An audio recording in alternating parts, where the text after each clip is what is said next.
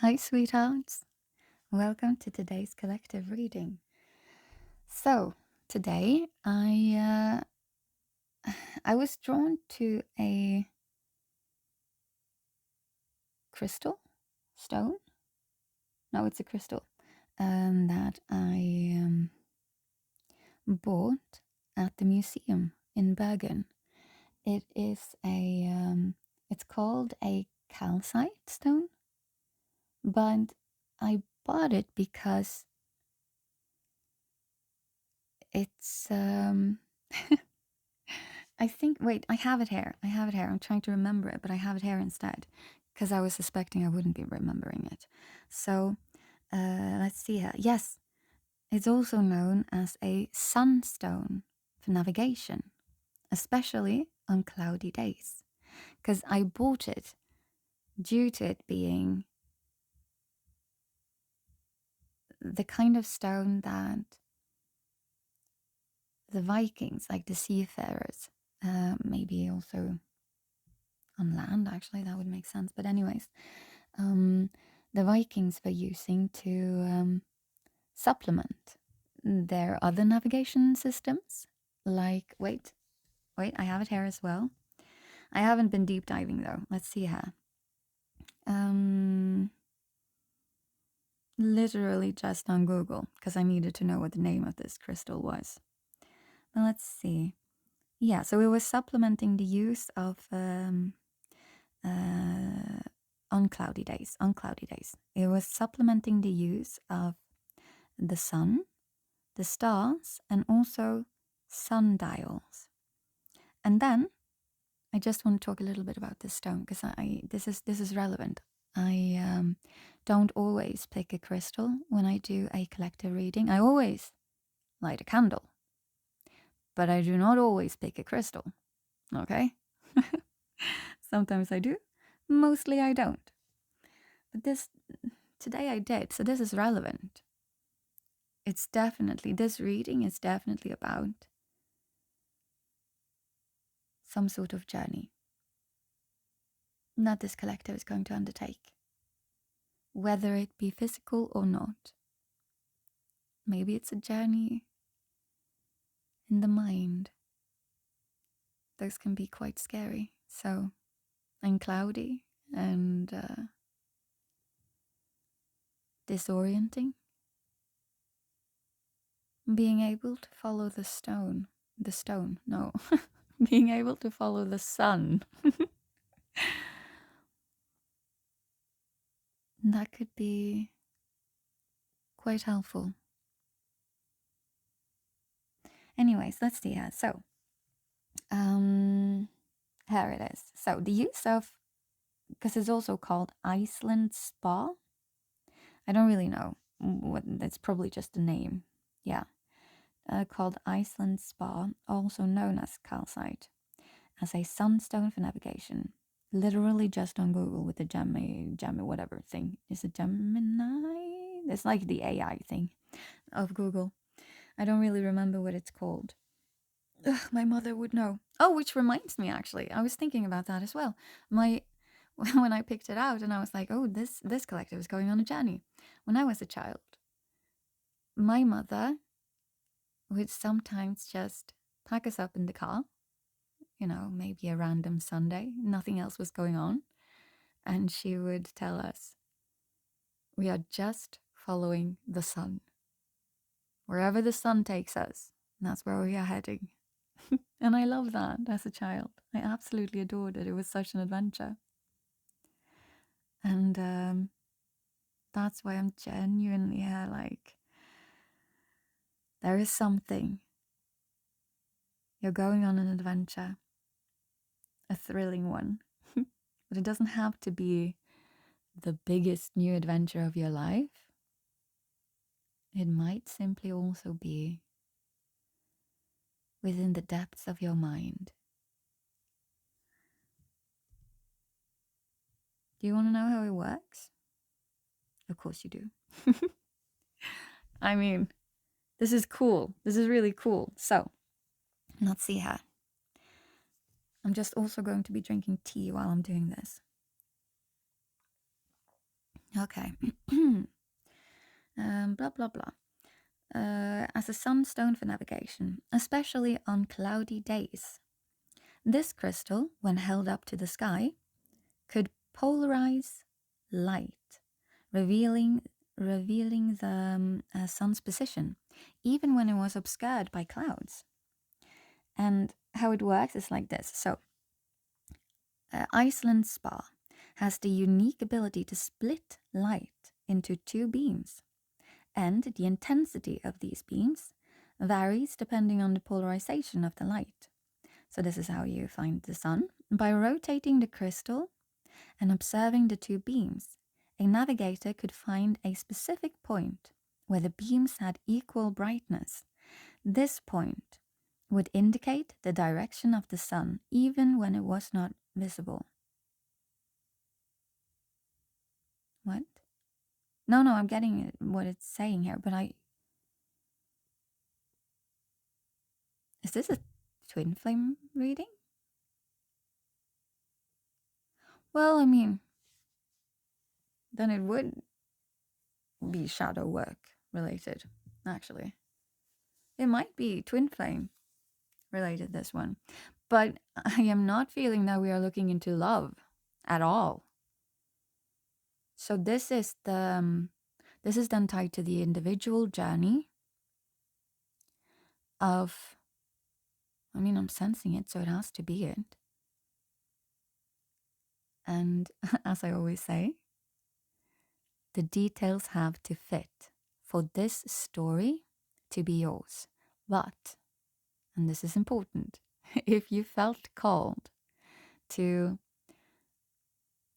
partake in this reading, like if you felt called to listen in on this, there might very well be a message here that your soul wishes to devour.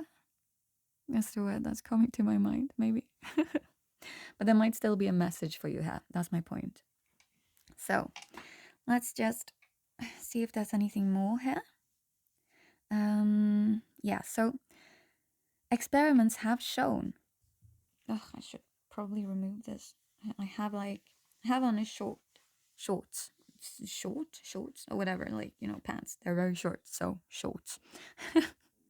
That have like these dangling things, and they were making lots of noise, so I'm just bumping into the desk, so I'm just removing them a tiny bit. Not the shorts, I'm still wearing shorts, guys, please. Anyways,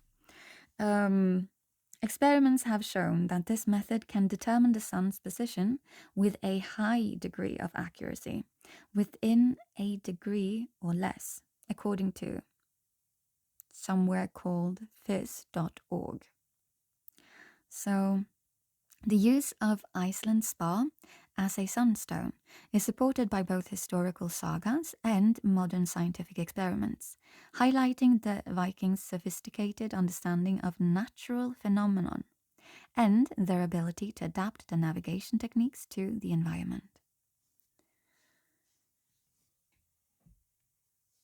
I am strongly feeling this. This is shadow work. So this is a journey, but it is tied to twin flames. This specific story is tied to some individual twin flames. And it also adds up to I just shared a what's it called? A portion of a book that I felt called to inside our Discord, because it was resonating, yes, but what was written was quite literally the exact same things that we talk about here. But the book was What Would Fraud Do? So it's about psycho analysts and a bit of philosophy, I'd say. But it is written by, the book is written by, is it Sarah Thomas? Wait. I have the book. Give me one sec. I'm not turning this off, so you're just going to have to survive. Oh, don't fall. Okay, let's see here. Yeah, What Would Fraud Do? And it's by Sarah Tomley. the pages that I shared was, let's see, I highly recommend this book, by the way. It's extremely bite-sized and practical and gorgeous. Like, it has so many illustrations. And yeah, if you're very like, oh, I'm above a certain age, so I don't need drawings within my book, that is stupid. My stomach is suddenly growling a lot. Again. I have eaten today, guys. So, I don't know. Maybe you're hungry for change. Yeah, my stomach is saying yes. It's probably just a tea. It's not all spiritual, guys. Sometimes it's just your body being a fucking body. Which is, I suppose, spiritual in a sense. Anyway, so the pages that I shared, I am not reading it, okay? That would be an audiobook. It's from page 86 and until page 92. And then it is called, like the headline, Why Can't I Find Mr./Mrs. Right? And these pages are dedicated to Eric Fromm's theories about love. Let's see. It actually said here. No, it's not 92. It's until page 90, not 92.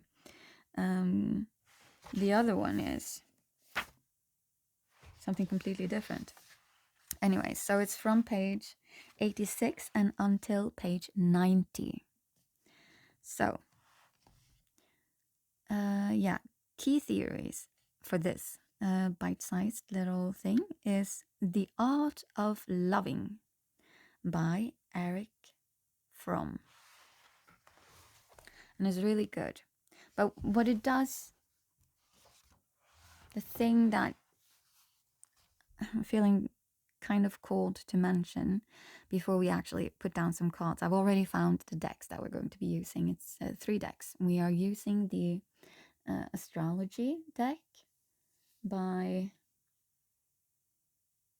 Lily Ashwell, Heavenly Bodies, Astrology, the little guidebook. No, it's the book. I'm literally reading from it.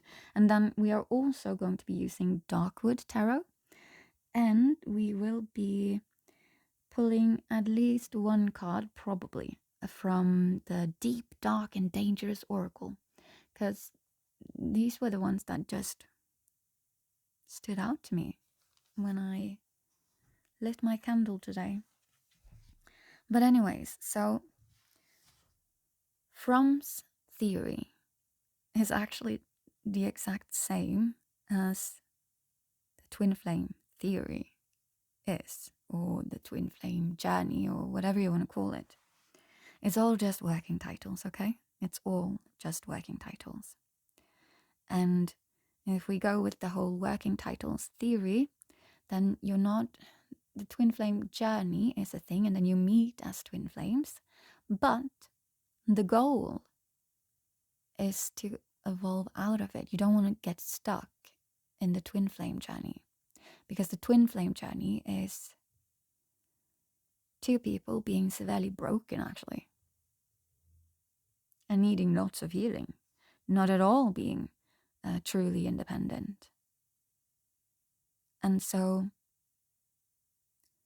what you are actually working towards, firstly and foremost, is internal union, not external union. And that kept ringing through my head when I was reading this. It's not long at all, but he has this evolution of love, of at what point you end up with, not like the, I'm going to say it, where you end up with the ideal love, a love that doesn't leave you. What did he say? He actually wrote it here. It was really well written. Yeah, it doesn't leave you sleepwalking towards an eternal isolation within love, because unless you yourself, what did he write? Yeah, unless you yourself keep on working on the whole, enlarging your own sensitivity and your capacity to love, then you're not going to end up with love. You have to be love to be able to receive love. You have to give love to receive love, and you have to be love to attract love.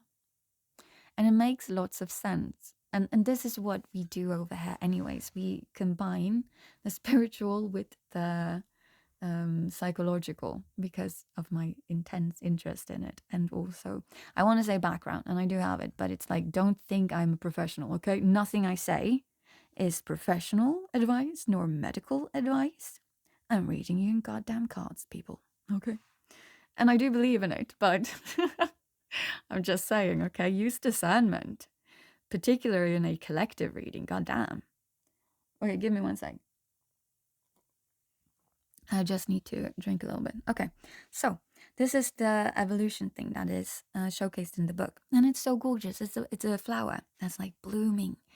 So it starts out as this tiny little grass, basically. So that is when you are purely receptive as a baby, basically, as a fucking baby. And lots of people do get stuck in this. Lots. I think, honestly, most people do go through this phase. It's just that lots of people get stuck in it. And then you have the other one, which is being hoarding. How did he? Not he, because it's Sarah that is relaying the information at 17 minutes. This is like a book club thing. Yeah, okay. We're just continuing, okay? You're either on board with the way that I do stuff, or you move on. Okay.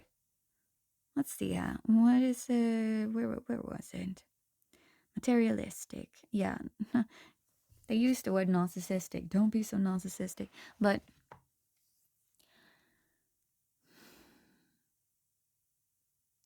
I genuinely feel that's a tiny bit extreme to call it that. Yes, it is. I see the point, but it might trigger people into genuinely thinking that they are narcissists, which most people are in fact not. I am sorry, you are not that unique and special that you get to call yourself a narcissist in most cases.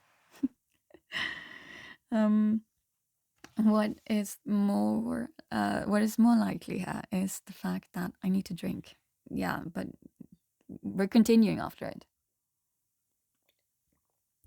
So, what is more likely here is that if you have grown up with people with narcissistic tendencies, then there is a huge chance, like it's almost inevitable, that you've also picked up on narcissistic traits without actually being a narcissist. And so for me, honestly, like narcissism, like, and I'm not professional within this, okay, guys? This is just a theory and me pondering. But for me, then, at least the traits, it's almost like a zombie virus, you know, where you end up with picking up some traits and then it just keeps on sending it over and over to the people that you interact with over a long period of time in an intimate relationship setting. So, parents that haven't worked through their then kind of narcissistic tendencies would potentially, or definitely, end up passing those traits down to their children. Not necessarily as they showcased for the parents, but as they made sense for the child to adopt them in the family setting to get their needs met. It's that simple. It's a survival thing, right? But you can evolve out of this if you work on it. But parents that, again, haven't done that definitely risk passing it on. And that's where shadow work comes in and other stuff, right? Whatever works for you, but it's very important to do it. Anyways, so what were we talking about? So receptive. Yeah, we've already talked about that. Where is it? Where was it? Give me just 1 second here, okay?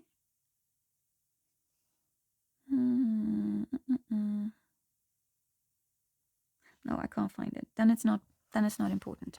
Anyways, you should not be purely receptive in love. You should not become hoarding in love. Should not be exploitative in love. Or rather, you should be moving on. Again, it's a flower budding into, well, it's budding into a flower in full bloom and all of that, right? So you start with being purely receptive, but you should grow out of that. And then probably, like, we're also quite hoarding. We probably are.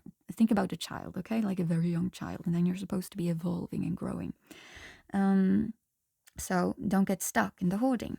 Grow, evolve. And also, don't get stuck in the exploitative. Grow, evolve. Don't see people as commodities at all, okay? I often joke and call it a meat market, the dating market, right? But it's not. It's not you walking into a store and finding the best version of any given product. And anyways, if you end up with that way of thinking, you will never, ever, I'm talking ever, find the partner of your dreams. We're all going to have to survive my stomach today again. Anyways, not of your dreams, but you won't ever find that perfect partner of the simple reason it does not exist. And there always exists something else, something that in certain ways or whatever is better. But this is not you walking out into a store trying to find the best banana or whatever it is that you want to buy. And there will always be a better banana that you could buy, you know? So you end up, oh, I talked about this. This is also part of the Oracle deck, actually, that I'm working on. It will be done by this month, sometime this month. It's going to be the weirdest Oracle deck thing you've ever seen. In the history of Oracle decks, it's going to be fucking amazing. It combines basically the divine love journey with shadow work. And I'm talking like practical steps because I know lots of people get stuck in it. So what I wanted to do was to make sure that the book that, follows along with these cards, they don't just help you interpret the cards. It's going to actually have guides and stuff in the back. It's going to be more like a workbook. But I am also going to be making this into like a book at some point. So it will have better references and stuff when I make it into this like book thing later on, okay? Okay, enough about me. And back to this. You get stuck in indecision. That was my point. Because there is always something else. And I don't want to say the word there's always something better, because I genuinely don't think there is anything that is better or worse. It just is. But there will always be something else. And looking for something better, that comes from lack mentality. And that's not very productive. Anyways, so don't see people as commodities, because you will get stuck on that stage. And not there, but after that we have value life above objects. When was this again? Because this one I was like, ooh, this actually makes so much sense. Blah, blah, blah. Where is it?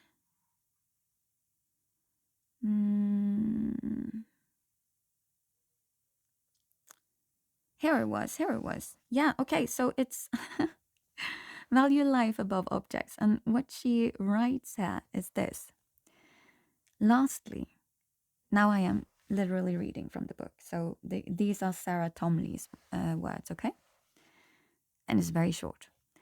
Lastly, don't fall prey to becoming necrophilias, fascinated by death and dead things, or the purely mechanistic, can we say it like that?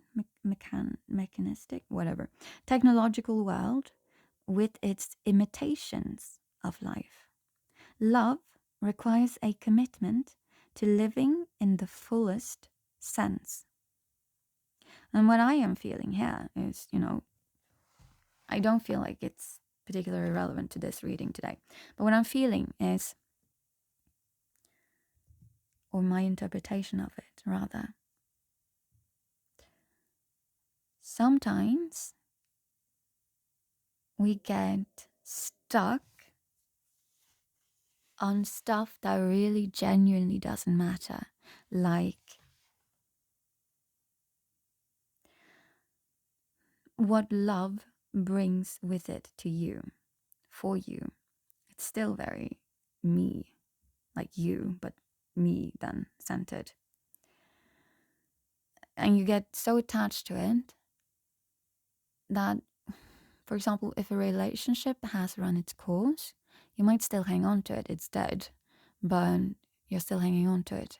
Or also you could value more than, oh my God. I'm not stopping, okay? Guys, there's a child running havoc upstairs. Like a tiny, tiny dinosaur. And you're just going to have to live through that. Okay, let's see. I sound so mean. I don't really mean it mean. But okay. So what I was going to say was, you might also get attached to the dead things that a relationship brings with it for you, potentially, like money, status, other stuff that doesn't really bring. It's not about life. It's about dead stuff. And so, once you've outgrown all of that, you end up being fully bloomed, where you're truly independent, which is the internal union thing that we talk about all the time when it comes to not just twin flame, but like the divine sort of journey of love. It's all about yourself. It's all about your own internal evolution. Well, yeah, it is evolution, but union was what I was going to say. But what it says here then.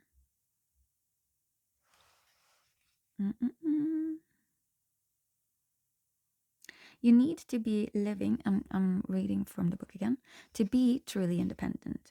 What it entails, according to Fromm and also Sarah Tomley, well, it's her interpretation of Fromm. It says, only a person that then is, I'm not reading, but I'm kind of, only a person that can live without a mask, which we've also talked about a lot here. It comes up in reading so much. But yeah, can live without a mask, is not chained by artificial customs, like, just stuff that really doesn't matter. Like, oh, but I'm part of this religion, so I can't, be part, no, I can't love this person, or I can't leave that person, or I could never fall for a person, blah, blah, blah. It's just artificial, okay? It's thoughts that other people put in your head. So it's externalized information about how you should feel and who you should be.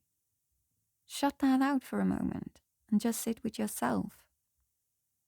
Go internally and listen to your body. What is that telling you? This like turned into a book club. It's a really good book though. So let's see here.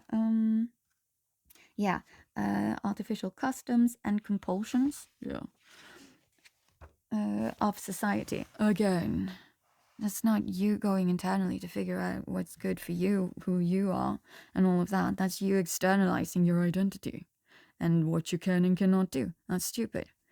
I mean, not stupid. What I meant was not very in alignment with yourself. It might lead you down a very unauthentic path. I don't know. It could. Anyways, let's move on here. Yeah, so this person, again, to be like the fully evolved and independent, truly independent. So they are also responsive and open, flexible and interested. Flexible and interested way to challenges. Huh? Oh yeah, okay, they respond open, flexible and interested when it comes to challenges.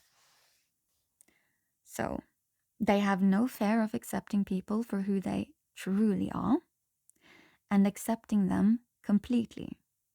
Therefore, in love, this person would then be entirely giving, but it doesn't feel in any way like a sacrifice. That's very important. You're giving, yes, but you're not giving out of, well, lack. Yeah, that sounds weird, but it's true. Because if you're just giving to keep people around, then you're giving out of lack.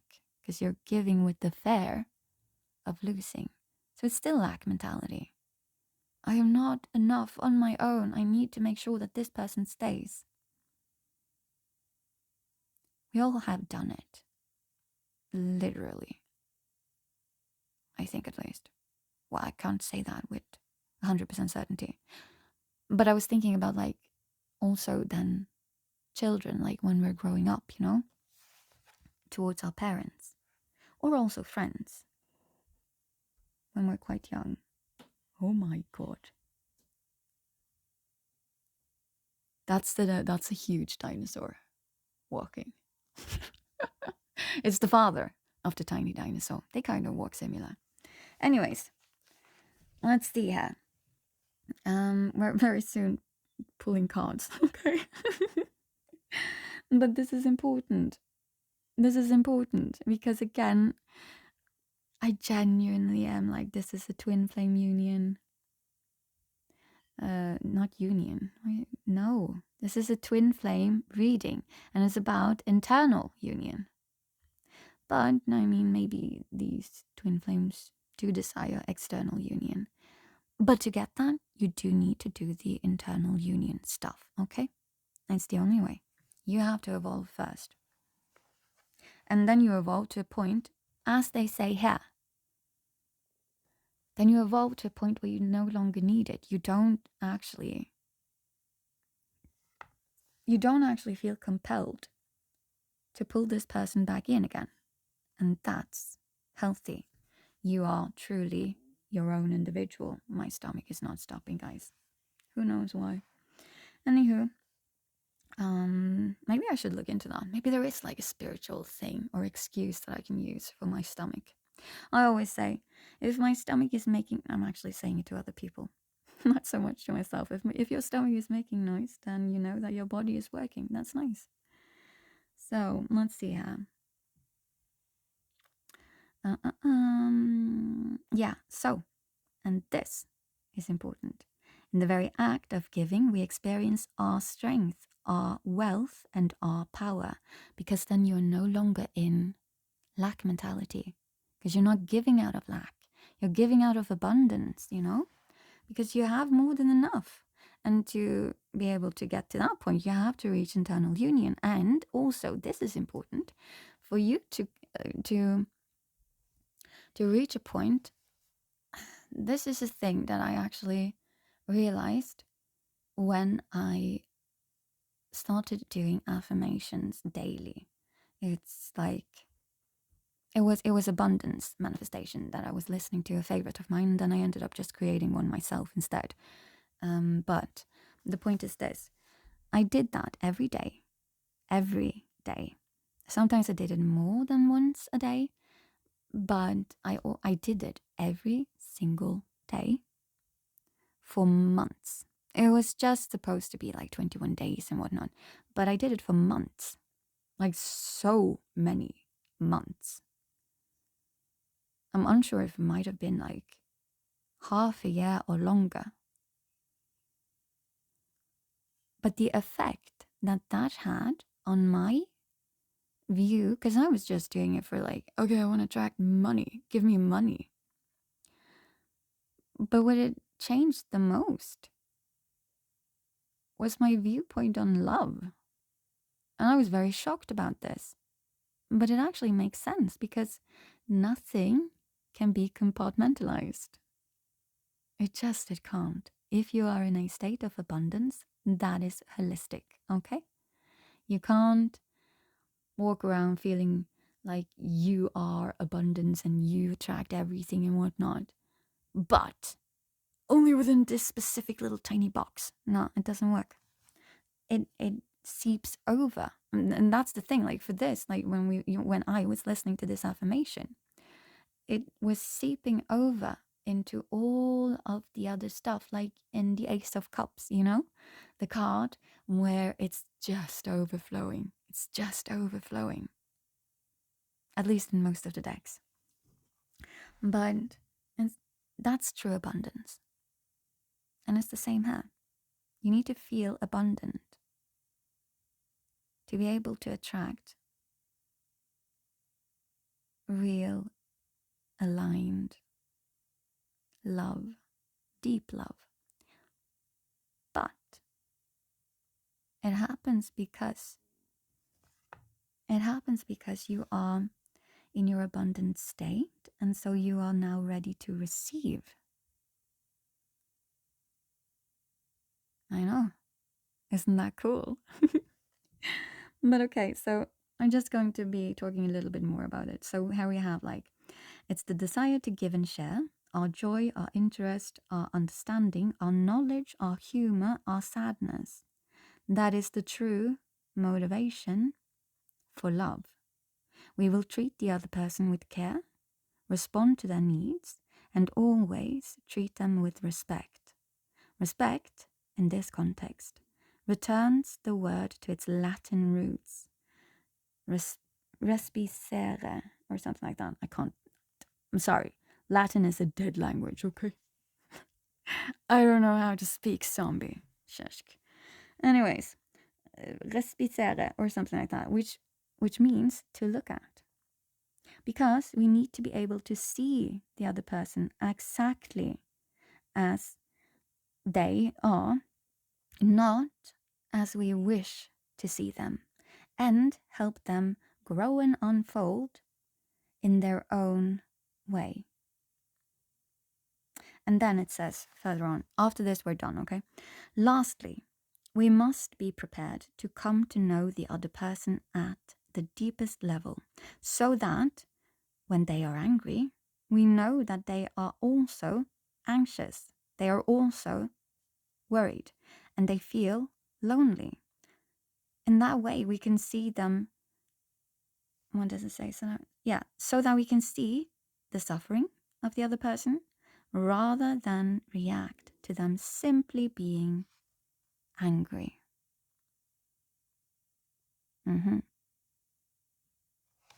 But it all bottoms down into becoming truly independent, as I often call it, authentic.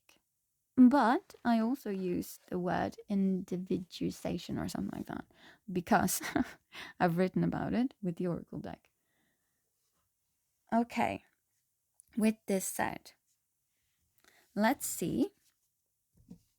I'm not feeling particularly pulled towards putting this down as the masculine or feminine energy, not at this point anyways. So what we're going to be checking now is, firstly, with the astrology deck, we will just be checking what's going on right now for this collective. Kind of, where are you at in your, I want to say healing journey, union journey, but internal, you yourself. We are just reading you, okay? Because that's the most important thing. The most important thing isn't, oh, when are they coming back? Well, they might never come back. I'm sorry. Okay, that was harsh. I am sorry. What I meant was that, but they might not. But they might not, like, it might not be in your highest good that they come back. I know lots of people are like, oh, but if it's a twin flame journey, then it has to. Everyone, this is spirituality, okay? There is no actual answer. There is no actual answer. Figure out what vibes with you. I am very, very much on the whole. Yes, there might be some sort of, how do I put this into words? I do believe that we meet everyone for a reason. However, I strongly believe staying is a choice. And that goes both ways.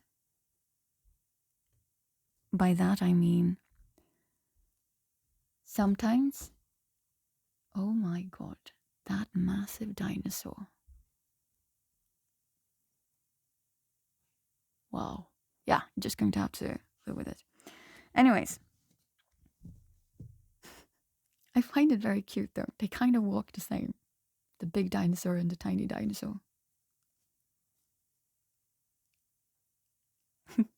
Anyways, what was I talking about? I really can't remember. That was a pointer. Was it very important? Let's see, backtracking. I'm thinking it probably wasn't. It might have been. I was talking about internal union stuff.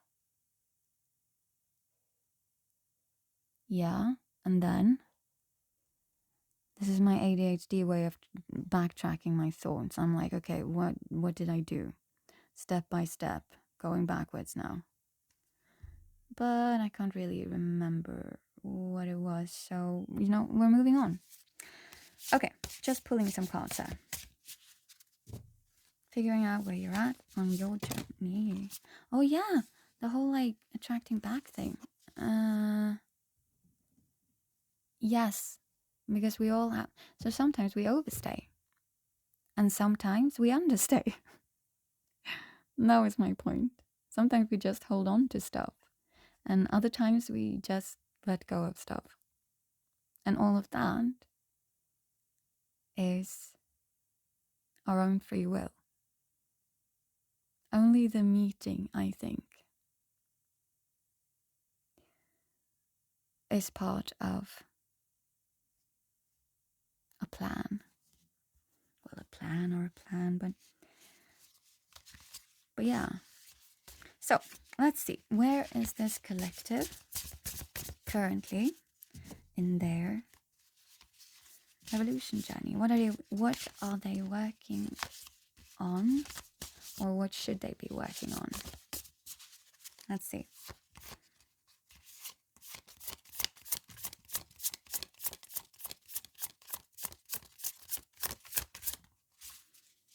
We got one card. I want to see if we can get some more.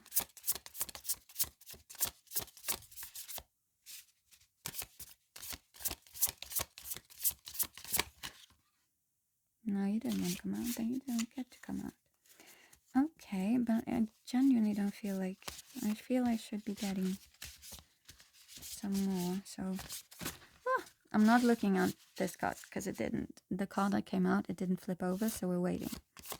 Let's just see. What's this collective currently working at, or should be working at, for their own internal union?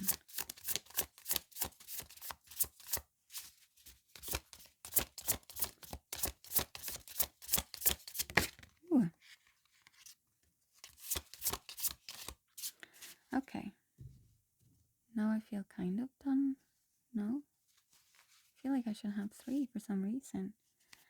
Oh, okay.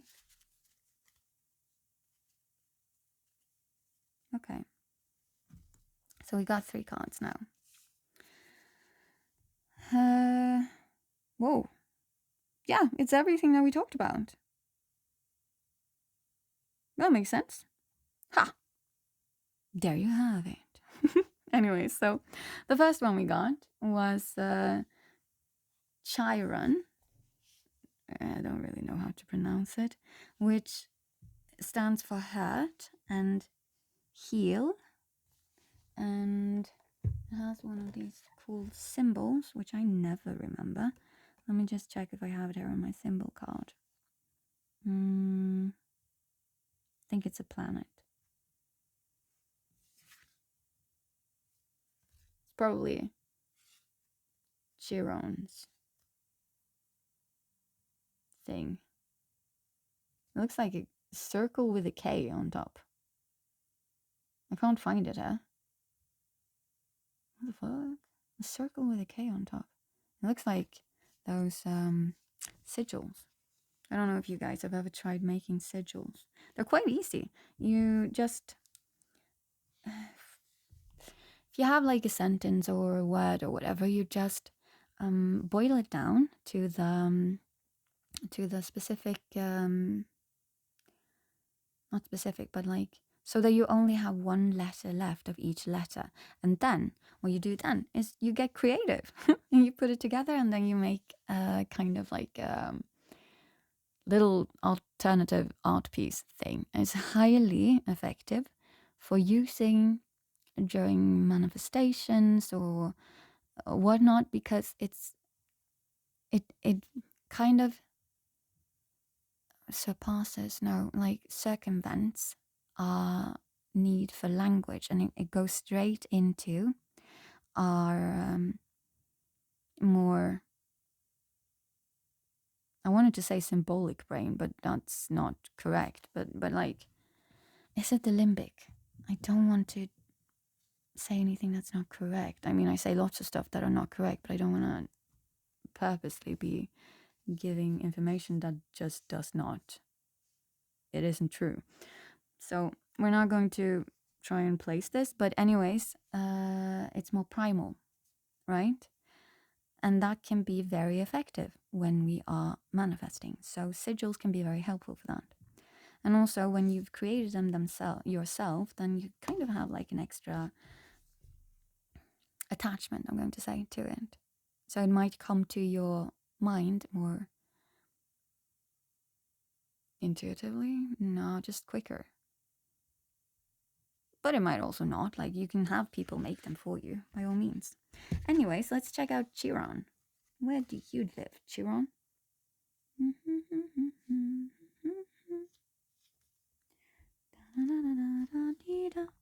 It is. It is a planet. Okay, let's see here. 60. It's just a tiny dinosaur. Dinosauring about, if you can hear it. Let's see here. 60, 60, 60.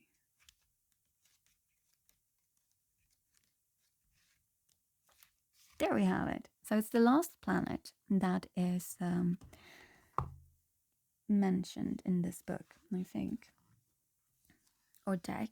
But anyways, so Chiron holds your deepest spiritual injury. Again, with the whole internal union thing. I'm just saying, like, there was a reason we spent so much time on this thing. Both the book and the stone. Or gem. Whatever. It's a stone, guys. I think. Maybe if, like, you have specialized within what stones and gems and whatnot are, then this is structurally not a stone. I wouldn't know. Or maybe a stone would be the umbrella terminology. And then the gem would be like an undercategory. Maybe they're not even related. That would be completely impossible. I'm sorry, I'm back now. Okay. Well, it would be completely impossible because like it's still minerals and they still create like this hard thing that you would find in the ground or in a mountain or wherever you find stones. Like it has to be a stone. Kind of. Well, fight me, okay? Rather, just explain it to me. If you have more knowledge than me, just explain it. Okay.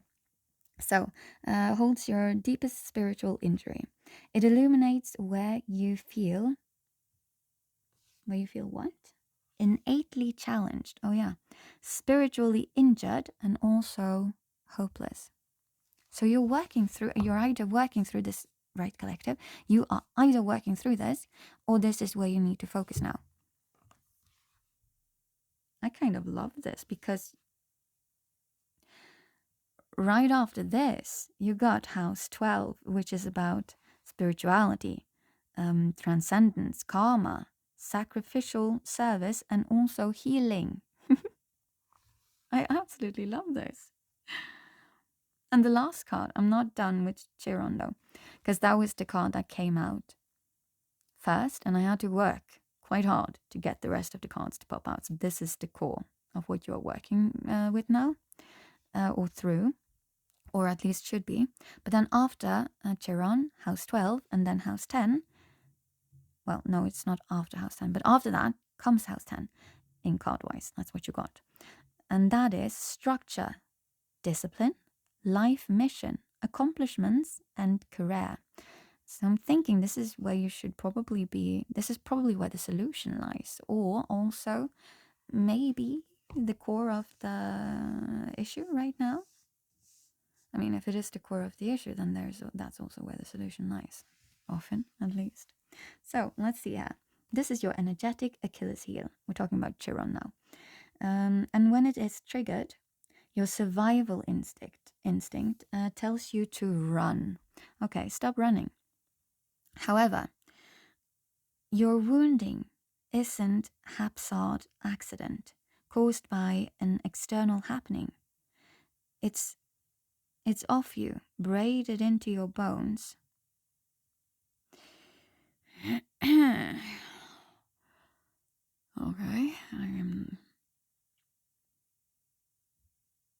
Do you guys remember the thing that I wrote? Like, if you're in Discord, the thing that I wrote,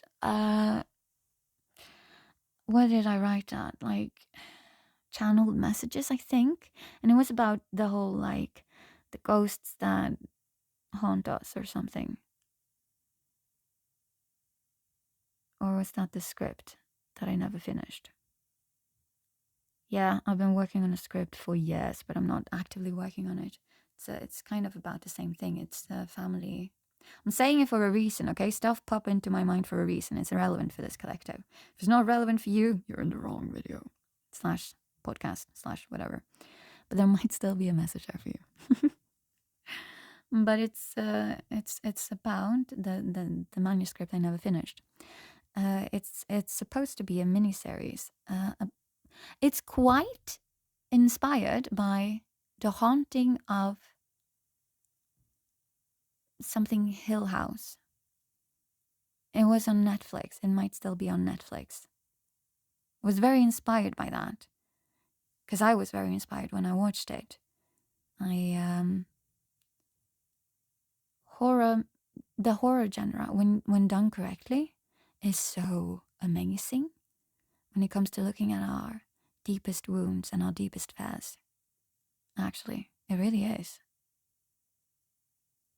I mean, many would probably then call it more of a thriller, but it's not. It's horror done in its absolutely most gorgeous form. For me, that's the absolutely most gorgeous form for me. But yeah, there might be the kind of wounding that they're talking about here quite likely has to do with, wounds that you've carried with you from childhood, like very young childhood. Maybe not even remembering this young childhood wounds. I'm still talking about the wounds. But it's just, I did not like the way she put it. And it's not because it's bad or anything, but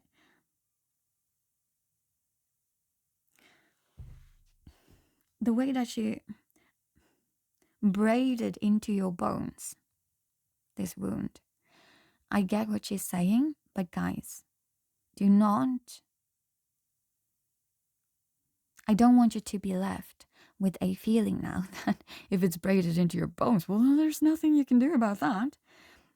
I prefer, by a huge degree, the analogy where it's more of a lingering wound that keeps echoing. And yes, it might be entangled and whatnot now into the core of your structure, which it is. If it's not old, then you're stuck in it. Oh, there were birds right out there. Seagulls. Maybe they are of relevance to this collective, I don't know. Why would there be seagulls up here? I've heard them sometimes, but I live by the coast, but not close to the coast. Like, I'm situated in a city that is by the coast. But I'm like further up, far further up, actually. Okay, anyways. Yeah, but I think you can see it from here-ish. Or is it just a platform? It's like a tiny oil platform. Welcome to Norway. Anyways, let's see here. So the point is, I don't want you to feel despair and stuff. Like, yes, it's written like this, but it's healable. And it's going to be hurtful, but it is healable. So, and it's also about, I think, she wants to say that it's about the shadow work, which also makes sense because we've already talked about this. There is going to be shadow work stuff going on here. Anyways, if my readings are going to be continuing on being this long, I'm going to cut them up and be like, so this is the stuff, and then we're going to do all of the extra stuff in a different video. Anywho, let's see here. I probably won't, by the way. I want to help you guys. Yeah, okay, braid it into your bones. But don't feel despair about this, okay? So, to deny it is to deny yourself. Yes. Mm-hmm. Okay, we're just going to be reading. I'm not going to be arguing on every single thing. So, an abandoned Chiron. What? Isn't it? Ah! Is it not like, sorry, guys, I bumped the mic here. An abandoned Chiron. Was this not like a planet? Like, I don't know what kind of planet. I've never heard of Chiron. To me, it sounds like...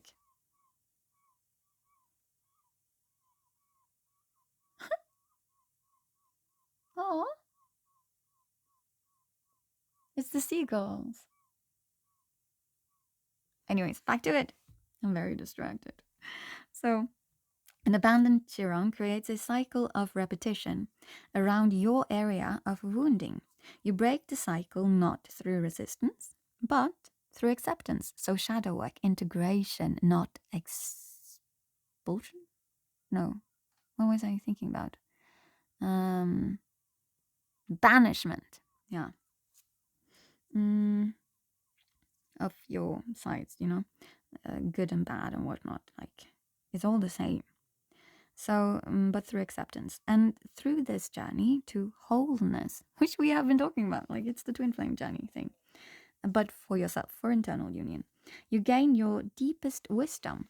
While this wound never leaves you, you gain freedom from its grip through self-compassion and empathy for others.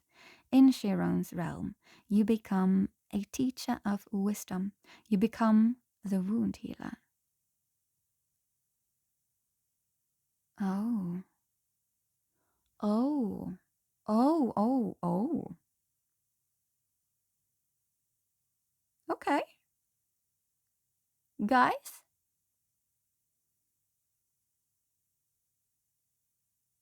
this collective.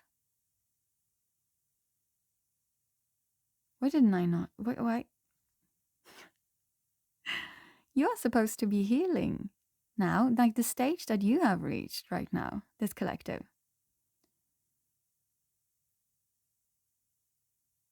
You are supposed to be stepping into your healing powers, however they look to you, however they express within you. Like, this doesn't have to be spiritual or in any kind or sense of way. God damn. It literally says it here on all the cards when you look at them together. That is so exciting. Guys, you've done lots of healing. If you reach this point, you've done lots of healing. You're supposed to be sharing this now. Your alchemizing or alchemization process. It has. I am so proud of you guys. Oh my god. This is amazing. Okay, I'll continue. But yeah, that's literally what it's saying here. You become the teacher of wisdom. You become the wound healer.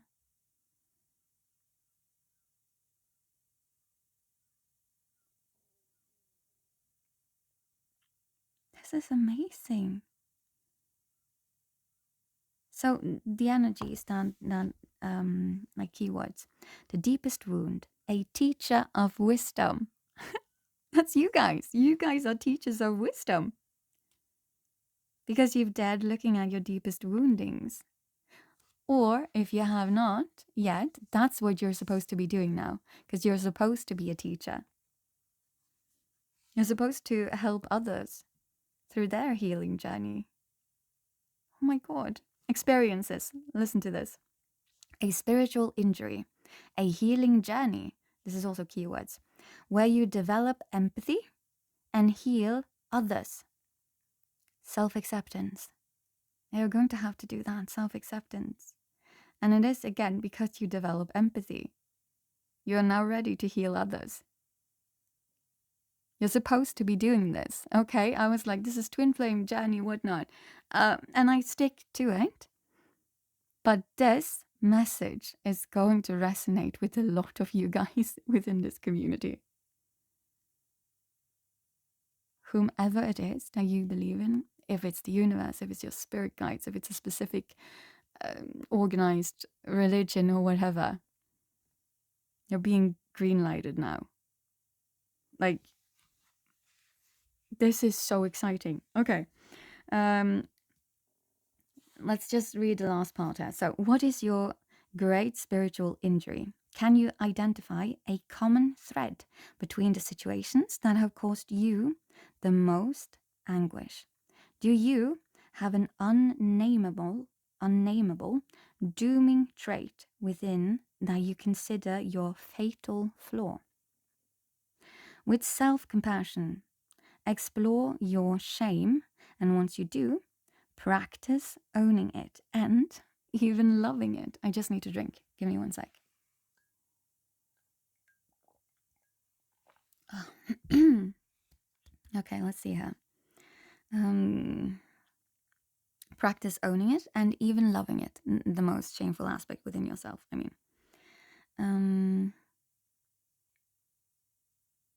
When shame releases its hold, you're left gloriously whole, perfectly imperfect. I think I wrote that in a song once, perfectly imperfect. Anyways, radiant and wise. You soar above your pain and develop self-acceptance and empathy for others. What's more, wearing your bumps and bruises with pride invites others to do the same. When you're at peace with yourself, your gaze softens. How healing it is for another to be seen in their entirety, I mean, not in, doesn't matter. You become a healing force, and your wound is your superpower. I've said that before, I've said it many times as well.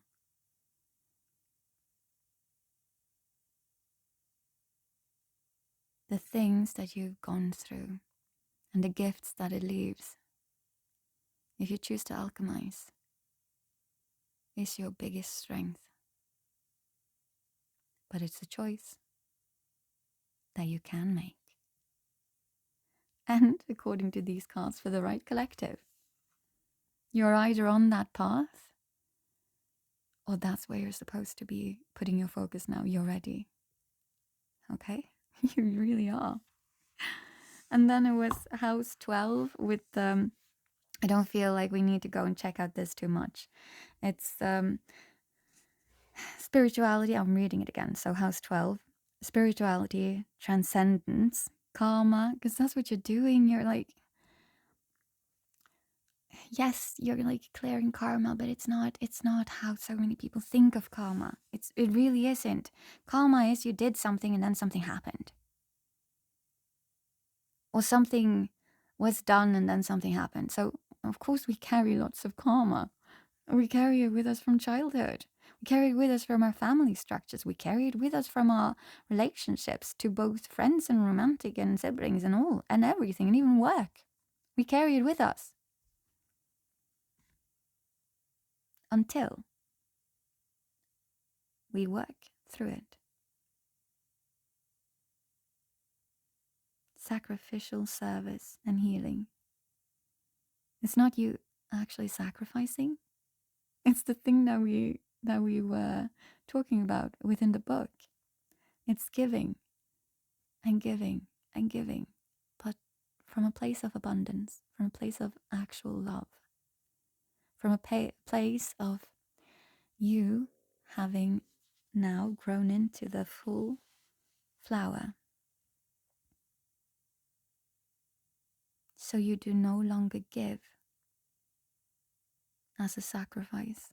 You're not there anymore. You give because you have healed, because of abundance. And by doing so, you are causing healing and abundance in other people. But that also means you're not supposed to be overextending yourself, overgiving. You give because that's just love. That's how it works. You give because you want to, because you love. And then afterwards, there was the house 10, which is structure, discipline, life mission, accomplishment, and career. Is this supposed to be part of your life mission? Is this supposed to be part of the thing that you leave behind you? Accomplishments. This is supposed to be part of your career. This right collective. This is so exciting. No wonder you got the Sunstone. The Viking, the thing that we started with, right? Of course you would need that. If you can get hold of one, do it. It wasn't expensive. I just went, well, for me, when I bought it, I was literally at the museum. Oh, pro tip, if you are into crystals and stuff like that. I'm not sure every museum does this. I actually am quite sure they don't. But maybe some do. This was a university museum, okay, in Bergen. So perhaps there's a bigger chance if you visit a university museum. I don't know. I can't know. I'm sorry. But if you could get a hold of one of these stones, maybe it will be as a symbol. Maybe it could be very motivating. Every time you start feeling unsure about yourself, if you start feeling like a imposter, if you start feeling like I'm not ready, you are. You're already on the adventure. You're simply following the sun. And the sun card is the biggest, yes, the happiest card in all of tarot. Follow the sun. Follow your bliss. Follow love. The sun is also hot. It's creative. So it's creative force and passion. Stuff that ignites you. Stuff that makes you feel joy. You will know, or you will figure out, what this life mission is for you. And again, it doesn't have to be spiritual. Truly doesn't. It can be creative. in any kind of way. It can be helping in any kind of way. It's giving, you know? But I do strongly feel whatever it is, it will end up touching people in a way where you feel like you've been touched by a teacher. Someone who saw you, and simply by seeing you, simply by gifting their gifts of their life mission, of perhaps just simply their journey. It might be that simple. They felt like they were truly seen and left with hope that they too can heal. And that is gorgeous. That's what happens when you no longer feel shame of your scars, of what you've been going through, what you leave behind.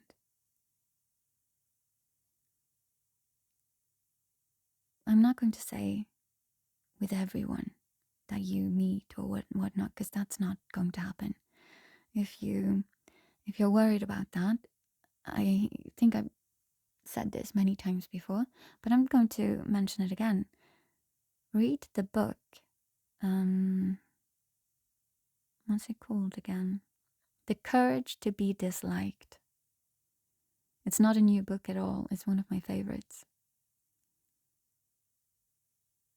It can be very helpful for those that do fear. What if some people feel like I'm just annoying or not living up to whatever it is? Who cares? You're not going to be liked by everyone. In fact, not being liked by everyone is usually a quite clear sign that you are living your authentic life. You're not being a chameleon in each and every setting. It's not even about like who cares? It's more,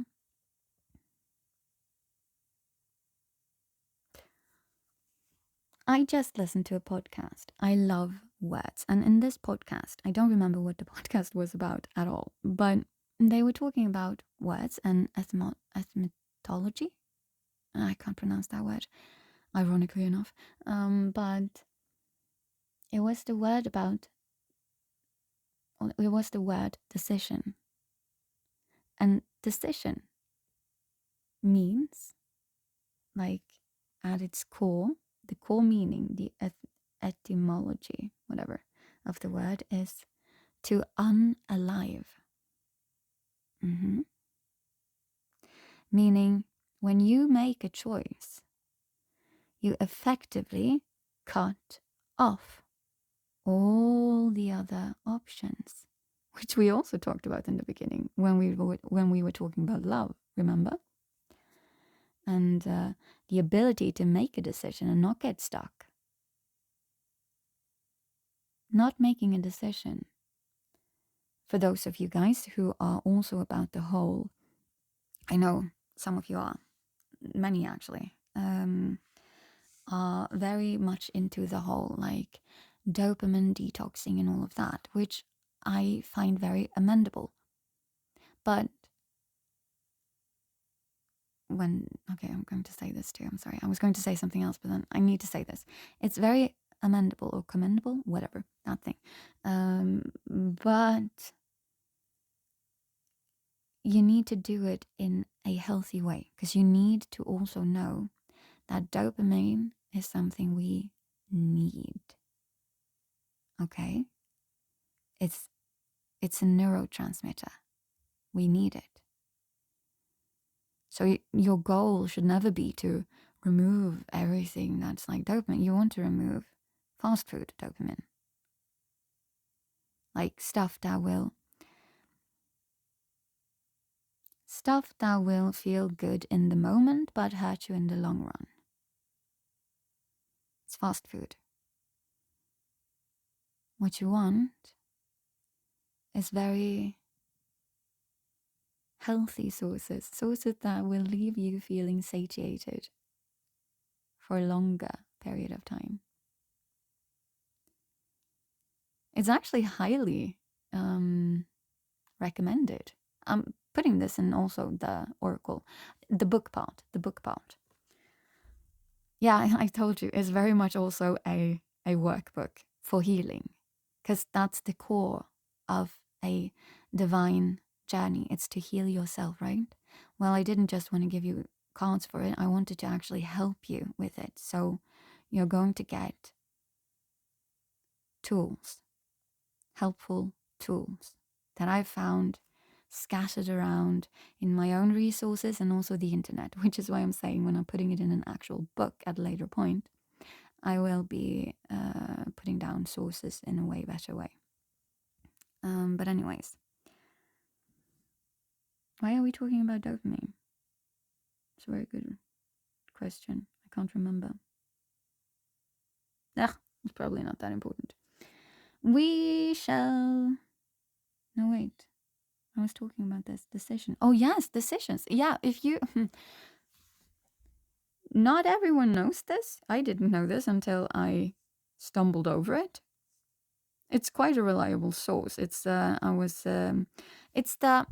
I recommend this one. What's he called? GG Gamer or Gamer GG, something like that. He is a psychotherapist, if I remember correctly. And he has lots of content on YouTube. I love his content and also lots of other people's contents. But oh my God, his content is amazing. And I will be using like stuff that he's talking about in the Oracle deck, because it's just highly useful what he does. Give me 1 sec. I just need to drink a little bit. But yeah, so I don't remember when I heard about this, but it was from him. I'm quite sure. An inability to make a decision can also be a dopamine addiction, or at least build up under the dopamine addiction, because, when you're in that in-between space of just existing in possibility, I often call it just existing in fantasy, because you've not actually... I'm thinking about the magician here, okay? So you've done the whole like as above, but you never did so below. So you're never manifesting anything. You're just like in that thought realm, that fantasy, that thing that everything could be. Yeah, everything can be. Everything could be. All of that, but nothing will be if you can't make a decision, if you can't make a choice, if you can't unalive the other options, if you can't focus your energy, your willpower, your everything. That's why the magician has a wand. Wands, when it comes to like spirituality, witchcraft, paganism, all of that, I'm not going to go into the whole... For me, going into talking about magic, for me, that's kind of like discussing with the different aspects of Christianity what the meaning is of... not meaning, but like, what's it called? Like, I know the Norwegian word. It's called nattverd in Norwegian, but it's the thing where you go into the church and then the priest gives you like a cracker and a little bit of wine or some red drink, and then he's like, this cracker is the flesh or something of Jesus, and this red drink, emerald, ruby, scarlet, beautiful thing, is the blood of Jesus. And then you will have people who are like, Yeah, nice analogy, man. That's so cool. And you will have other people being like, oh my God, because of these magical words, I'm literally eating Jesus' flesh now. Wow, he's so giving. Drinking his blood, oh, it didn't taste as bad as I thought blood would. Or something like that.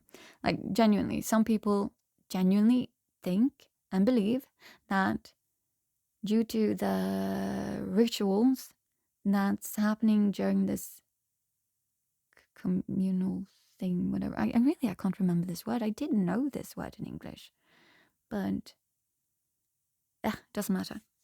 Genuinely feel and think that that's kind of what's going on. It's literally making it into that thing.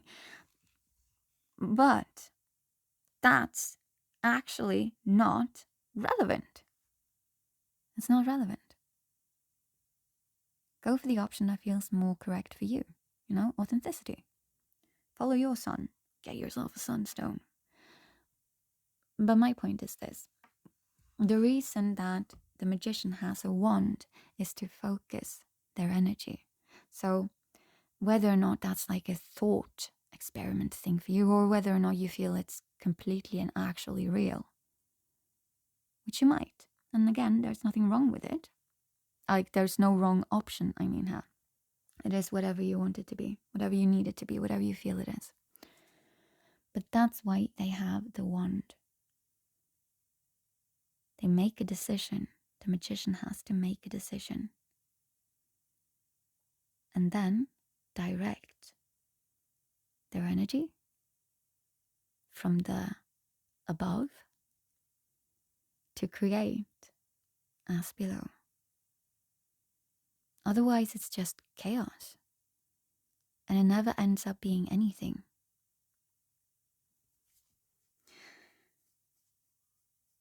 Yeah. But staying in that in-between thing is causing you dopamine hit. Truly is. It's living in all of these possibilities. Living in the expectation, basically, because that's what you get to do. You get to live in that expectation phase. Now, imagine like a child being very excited for going to the traveling fair or something like that. I think that's what it's called, like, you know, or amusement park or something like that. Like, you know you're going. You're not quite there yet, but you know you're going. And so I'm supposing up until you have to do the whole commuting thing, because that can be very long winding. It depends on how close this thing is, of course. And most children will not appreciate the commuting. But the excitement phase, oh, that's a lot of dopamine. And I'm using this as an example because maybe you can remember yourself having this excitement as a child or as an adult. But the point is, you were so excited, there was so much dopamine. That's kind of what you get stuck in. It gives you dopamine. It might not feel that exciting, but it might actually also feel that exciting. But you never end up with anything that is tangible unless you can make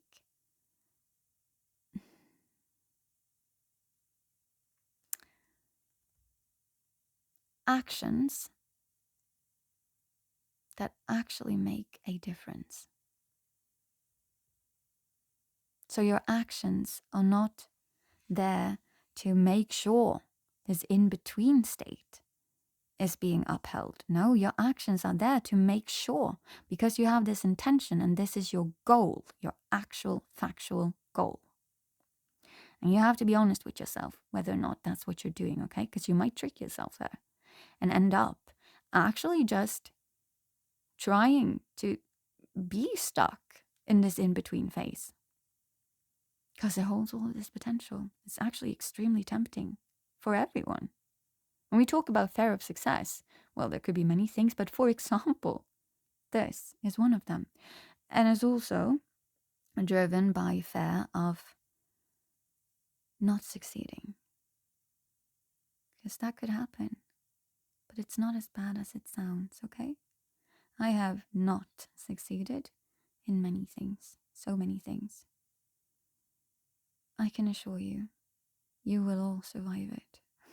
Join my cockroach club. Nothing can take us down. An apocalypse, please. I saw like a cartoon when I was a child, and there was this huge nuclear apocalypse thing going on, and the only thing that survived was the cockroaches. And after that, I was like, yeah, my spirit animal, I see ya, I feel ya, we're one. Join us, guys. But yeah, don't get stuck in it. And to not get stuck in it, that's again with the house 10. And that is, you need structure and you need discipline. The magician does need all of this. It's the only way to accomplish and to achieve. That's how you will be, becoming, of course, the magician of your life, truly. But it's also your life mission. Like, that's how you will achieve your life mission. Be in alignment with your life mission.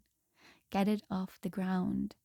And also from your head and to your material world. I couldn't come up with a rhyme. I really wanted it, but I couldn't.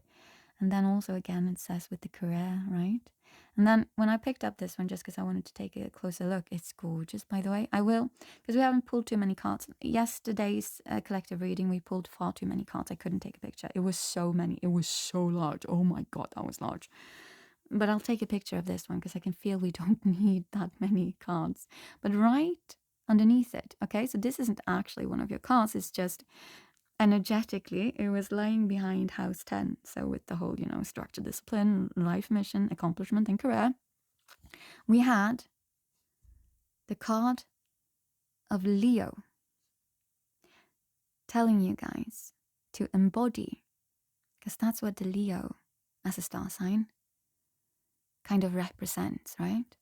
You are supposed to be embodying self-confidence there, loyalty, and creativity. Self-confidence, loyalty, but to yourself. Loyalty to your own healing. Self-confidence in the fact that you are ready. Self-confidence in the fact that you are not an imposter. Self-confidence in the fact that you will... And also loyalty here for both of these traits, for the thing that I'm going to say now.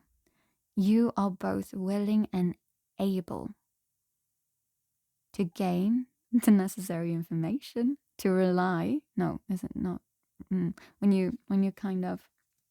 I think it's a word that's kind of similar to that, at least, like the rely or whatever. To share your knowledge, your journey, your story, your life mission with others. You are not an imposter. The quickest way out of imposter syndrome is through gaining even more knowledge. But you shouldn't be stopping, because that's you being stuck in the in-between phase, right? So don't stop. Continue on doing, but just continue on growing and learning as you are doing. That's the most genuine and authentic way that you can connect and heal others, because you're not trying to be put up on a pedestal. You're saying, hey, I am also human. I am also learning. I will never stop learning. I will never stop healing. But I can guide you who are a few steps behind me, at least to where I am. And then, perhaps, the teacher becomes the student. Well, honestly, for me, I think it's interchangeable. The teacher is the student, but... No, wait. The student is the student of the teacher, but the student... No, but the teacher is also the student of the student. That was my point. That's a bit like roundabout way. But anyways, that's my point. And then also creativity. Now that is the creative force that you have within you, right?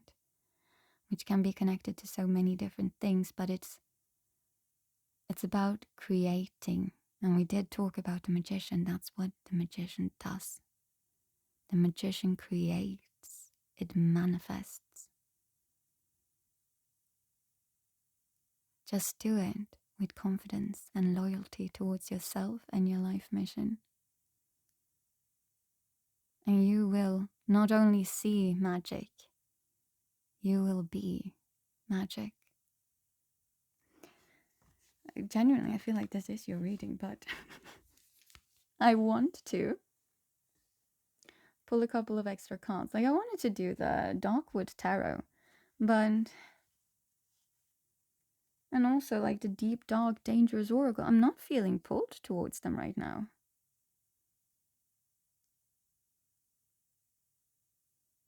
No, you're getting animal.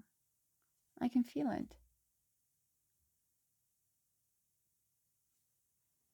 I have this tiny oracle deck. It's kind of off-brand. I don't really know what it's called. But I'm feeling pulled to pull some guiding cards for you guys, and then an animal card. And then that's it. You're doing great. You're doing great. I'm so proud of you guys. Like, even if you're not part of this collective, I'm so proud of you guys. Because the healing work... now when I said, yes, okay, there's a different collective. Oh, okay. Okay, there is a different collective, but I can't record that immediately. I might do it after, like, later tonight. There is a different collective that is doing some shadow work. Like, this collective might be tied to that different collective, but this is a different message I can sense. So often when it comes to my collectives, you might find that you fit in different collectives. Okay? Or at least, like, story-wise, perhaps not, but message-wise.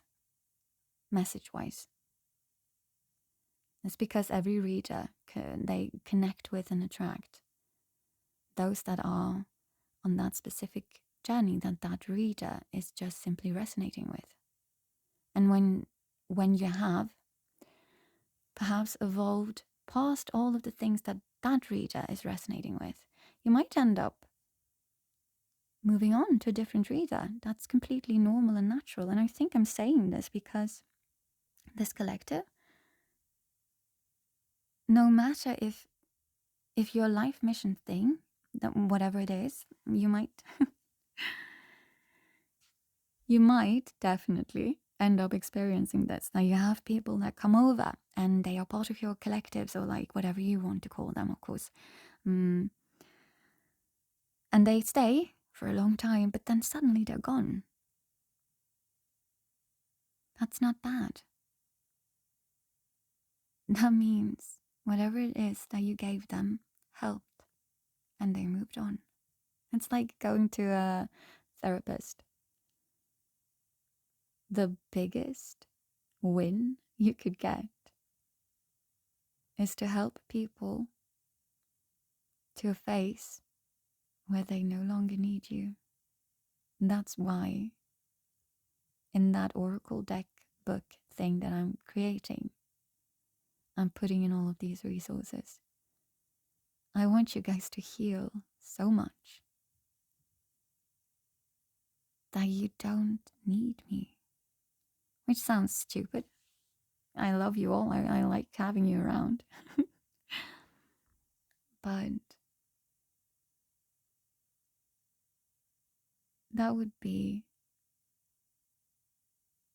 the biggest gift I could give anyone.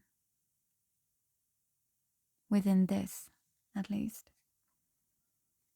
If I have helped you so much that you don't need me anymore, that's a blessing. And for this collective, you should keep that in the back of your mind as well. If you've managed to help people to a degree where they no longer need you, wow. There is no bigger or more loving gift you could give anyone. Okay, so this like weird off-brand might have the box somewhere. But it's like a weird off-brand indie oracle deck. It's really gorgeous though, and I do use it, but I don't use it a lot for community readings. I don't think I have ever used it for community readings, actually. Okay, let's see. So, what is it that this collective should know or bring with them on their journey? You've gotten 2 cards already. Let's just see if there's anything more. Nope, you got 2 cards. Unsure if... Oh. And then an undercurrent. Yeah. Okay. So, your undercurrent, in case numbers is important for this collective, I felt called to give you these, so I'll do it. So, the first card is, these are oracle decks, not tarot, okay? But the first card is Judgment, number 14, and then Thorns, number 31, and then Luck, number 19. These numbers might be important to some people as dates or whatever, you know. So Judgment, that's the undercurrent, the thing that kind of is underneath all of it with these oracle cards that I pulled. Soul searching will bring inner peace to many areas of your life. That's you doing shadow work.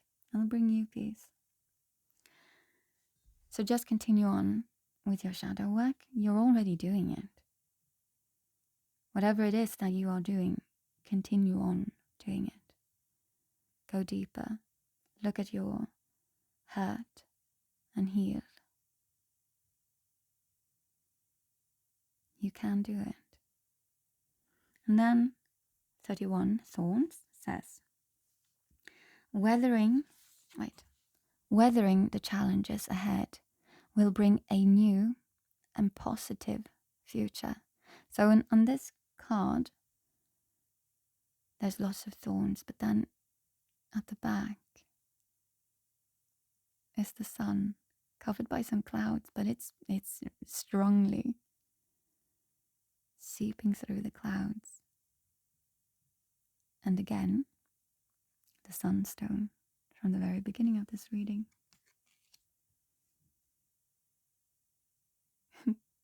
This is gorgeous. And then Luck is your last card. It's a 4-leaf clover.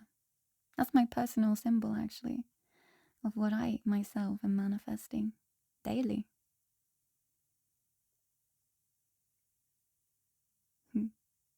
So, you are right to be strong and optimistic about the opportunities ahead. Go on an adventure, guys. Follow the sun. Your bliss, your mission, your authentic self. What lights your soul on fire? What brings you joy? Oh, that's why. Okay. I can feel like okay, we're doing it. Just because the sun is so prominent and it's about shadow works and stuff, I'm not pulling this card because I don't have to.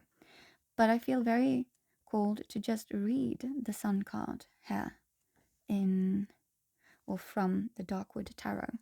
The Darkwood Tarot, I highly recommend for anyone who's interested and is actively pursuing their own shadow work. It's highly unique. I am so pleased with it. It's rather new for me. I got it like some weeks ago, I think. But it's Darkwood Tarot by Sasha Graham, and the art is by Abigail Larson. Well, it's Larson because I think they're both American. Anyways, the sun, where is it?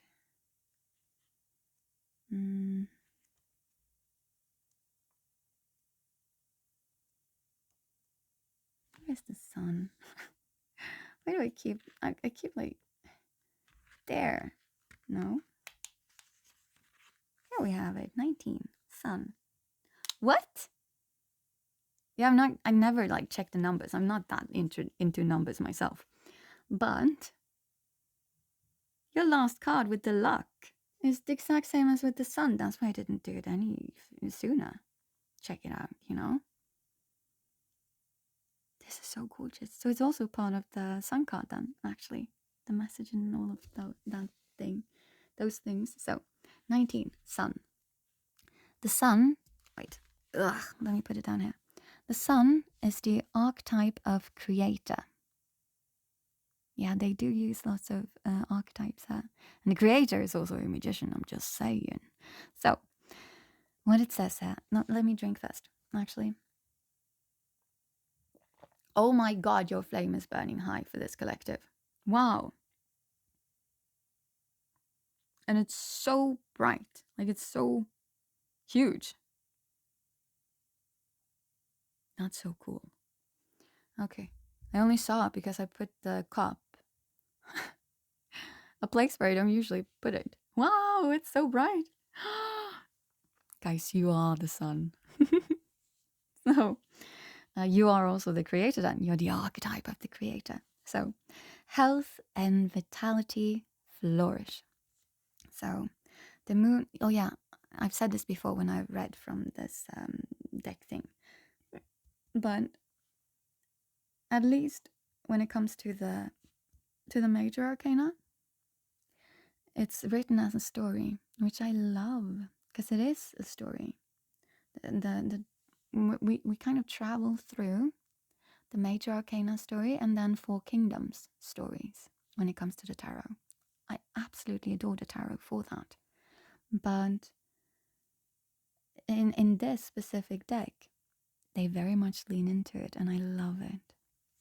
So the moon card is the card before the sun. That's why it's referenced here. The moon sets as the sun rises, which is also just a lovely analogy here because you're doing shadow work and all of that, right? Just follow the sun, okay? Your dark night. I was going to say it's no more or it's almost over. But I would rather say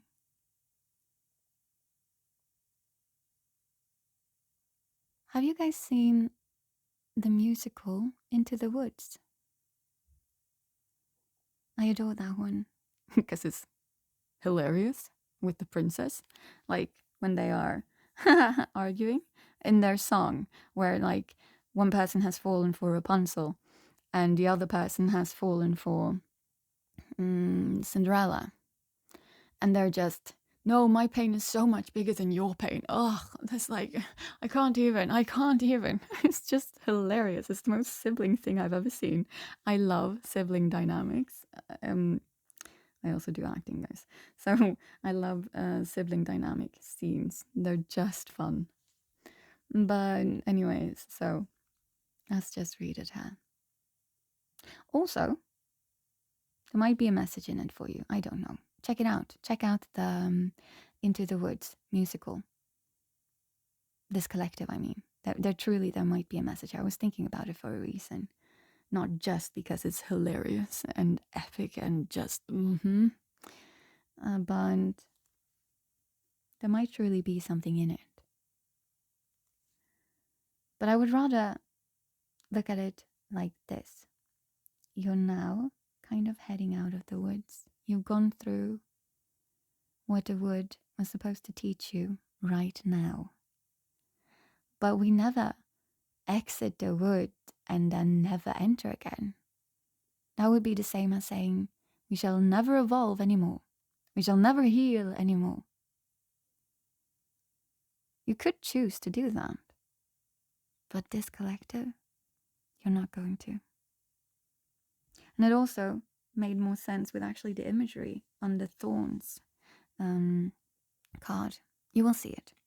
And for those that are part of the Discord community as well, because I'll post the cards there. Just an image. But okay, so the moon sets and the sun rises. The witch returns to the sacred garden to see a woman riding on a horse. The moon card called to called to your eternal depths, meaning you worked through that. When you move through the Thorns card, or the Moon card here, but like the Thorns that you got in the Oracle deck here, you've gone through your eternal depths. You will return, but not right now.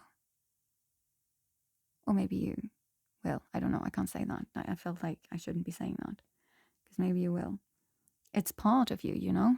That's the point. Like, it's integrated now. That's the thing. Like, it's integrated. So you always carry it with you. And you have insight into it, your depths. Anywho, what had risen now flourishes in daylight. Darkness recedes. Shadow work. Anyways, shadows retreat like scattering ants. The sun card reflects the abundance of a warm summer day. Your heart's desire expands and grows.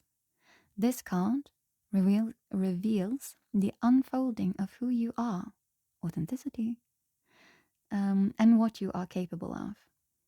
You, in your glory, writing into your inescapable destiny, which is, the whole thing that we were talking about with Chiron and House 12 and House 10, and then just be confident about it. Be loyal towards yourself and your actual, authentic, self. Embrace your creativity, your life force. So, let's see. The figure is naked. You have nothing to fear, nothing to hide. That's the thing, your scars, you're no longer hiding them. You've integrated them. You wear them with pride. And you healed them. I was going to say with pride as well, doesn't matter. You're healing. And you're not afraid of showcasing any of that to the world. And by doing so, you will also help heal others. Because you have radical acceptance of who you are.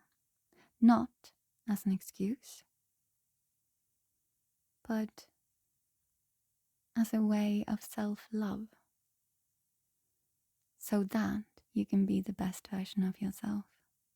Whatever you ignore and put into like a box of taboo or shame for its existence, that you can never heal or integrate because you don't want to be associated with it. Radical acceptance, self-acceptance. Otherwise you cannot radically accept someone else either, just saying. And that's going to be important for you to help heal others. But it starts with yourself. So, nothing to hide. You are free of attachment. She rides the horse attachment to ego. Just saying. That does not mean you got rid of ego. You're just free of attachment to it, to a story, to a image, to a mask. So, she rides a horse, a symbol of power, mastery, and cooperation, which is part of your life mission journey thing here.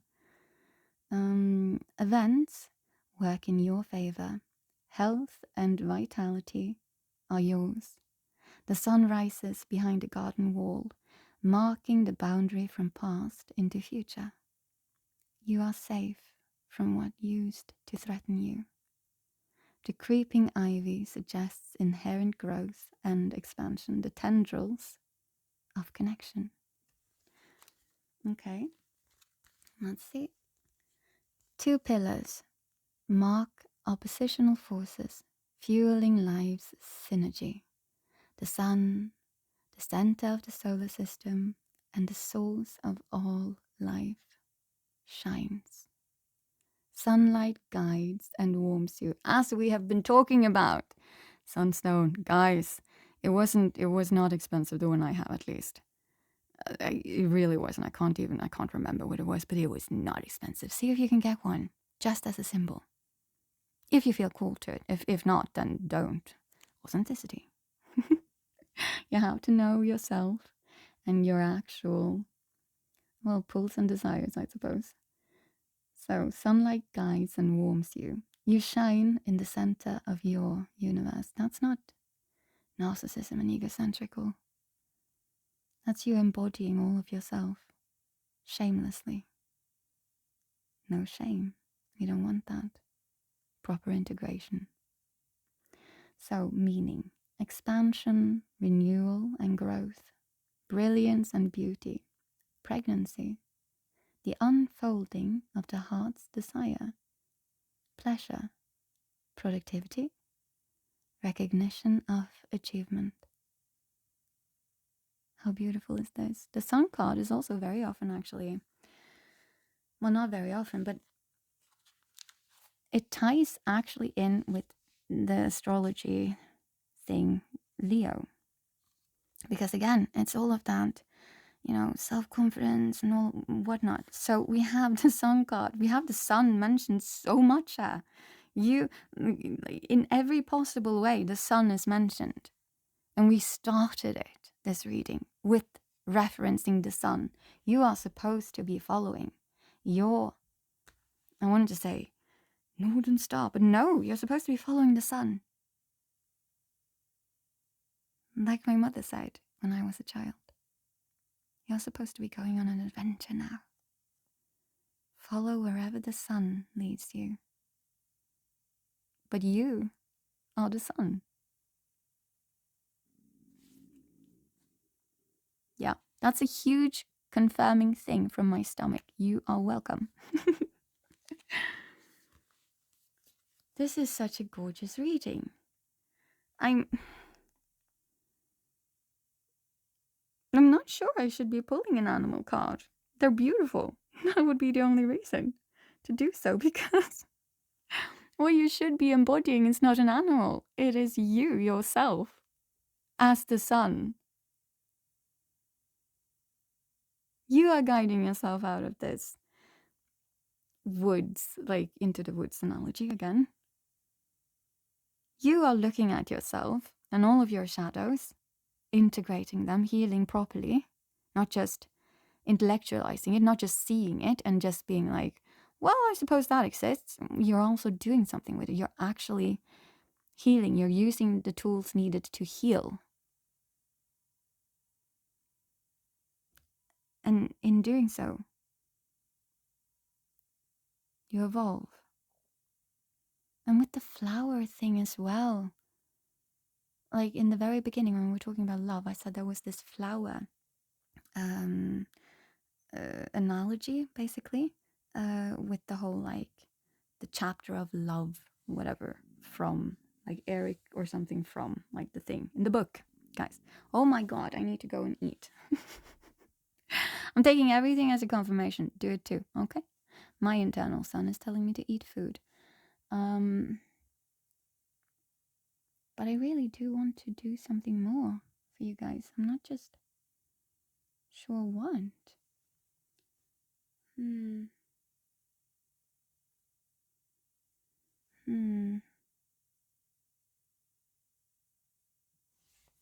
it a card?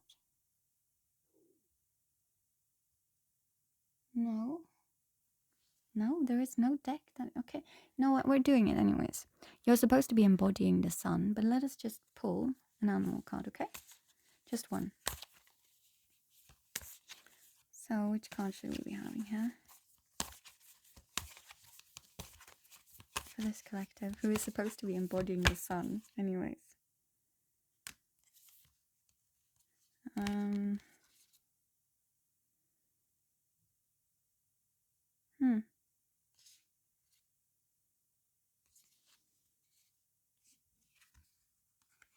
That's interesting. We ended up with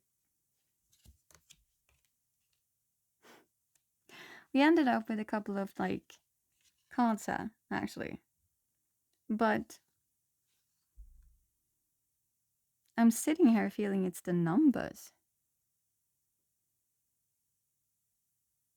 Of course, yes, but I'm not going to be reading it from the book because that does not feel relevant here for this collective, right? No, not at all. But you got the number 14, the chameleon spirit, which is telling you to act as if, which again, self confidence, loyalty towards yourself. You are not an imposter. Act as if, but not because you are an imposter, because you just need to prove to yourself you can. You can go in this adventure. You can follow the sun.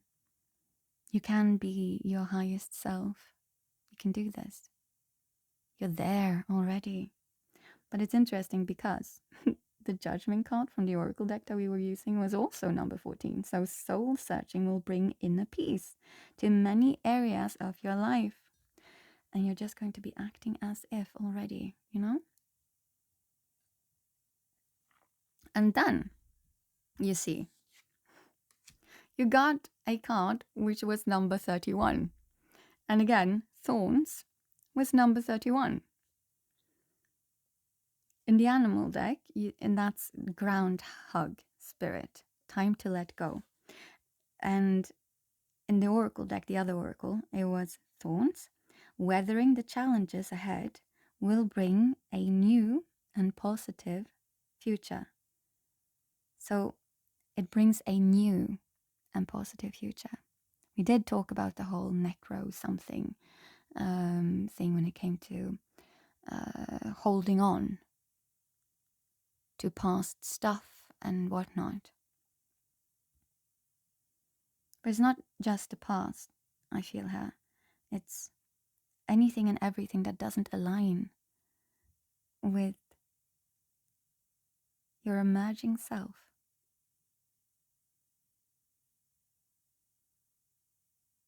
And that's what the Sun card in the Darkwood Tarot also talked about. Not being attached to, well, it was being free of attachments in general. So it's time to let go now.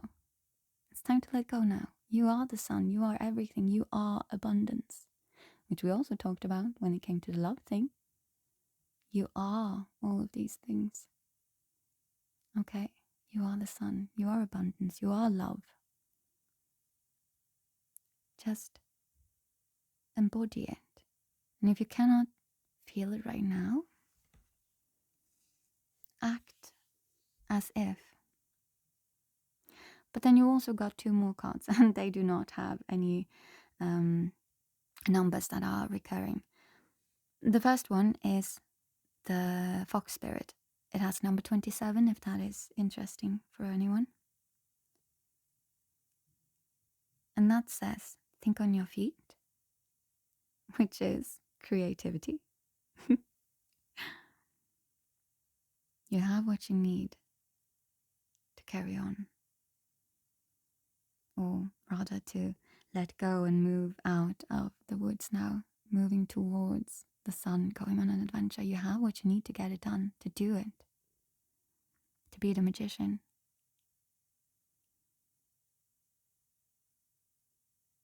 Just let go and think on your feet. And then the last one, that this card has number 40, if that is relevant at all. It's the mouse spirit. It's super adorable. And it's telling you to tend to the small things. Because, again, I'm not reading anywhere here. But in life, usually, it is those small things that matter. It's the small things, the small actions, the small whatnot that end up being our life. Me sitting here not going and eating, that's a small thing. But if I continue on doing that, well, guess what? That's going to be part of my life story. A person who couldn't listen to their body's needs. Ugh. I'm working on it, guys. I am not claiming to be perfect at all. I'm definitely a work in progress, and I will for always ever be. And I'm proud of it. I will never stop working on myself. That's my gift to myself. And I love myself in all of my states and with all of my shadows and with all of my everything. I absolutely adore myself. in the best of ways. Because I know what I've been through. And I know that what I put out with love. I put out the things that I put out because it's part of my life mission. Because my healing can help other people heal. I don't put out a single thing that I myself either used or use. And usually it's still use, I'm just saying. No, you know what? I can't even say used. I wouldn't be putting out things if it was something I used way back when. Everything that I put out because I still use it myself. Affirmations, guided meditations, tarot readings, the workbooks. Well, I haven't actually put out any workbooks, but you know, the work things like all, and even the things that I am still, but that I've been putting into the oracle deck and the workbook, which isn't a workbook, but it's an oracle book, but it will be like a workbook as well. All of that is put in there because it helps me heal. And by helping me heal, I know for a fact it's effective. My stomach is not. I need to go and eat, guys. But I know for a fact that things work and they make sense. And so for someone who vibes with me, it very well might help and vibe with them as well. So this has been your reading, guys. I need to go and eat. I'm very sorry. Well, I'm not actually, because it's been 2 hours. Just as last reading. Well, it was actually longer yesterday. It's been very long. But for everyone who has sat through all of this, I love you for it. Thank you. I hope you also got something out of it. And yeah, remember to like and subscribe if this vibes with you to the channel and whatnot. Join our Discord community. Everyone is lovely over there. I do also do live readings. I do personal readings, but my point is the live readings are on a pause, quite likely until I have finished the oracle deck, just because I really want it done. I really want it out. I really want the resources to be available for everyone, because they are amazing. Truly. Okay. I will now go and eat. It's 0202 on my, the recording right now. So maybe 22 is a thing for you guys. Ooh, should we check? Nah, okay, I really need to go and eat. Just Google it, guys. If you want to know anything about it, Google it. Either numerology or angel numbers. 0202. It's actually still there. So I'm going to finish it. I love you guys. I'm finishing it while it's 0202. Love you guys. Mwah, mwah, mwah.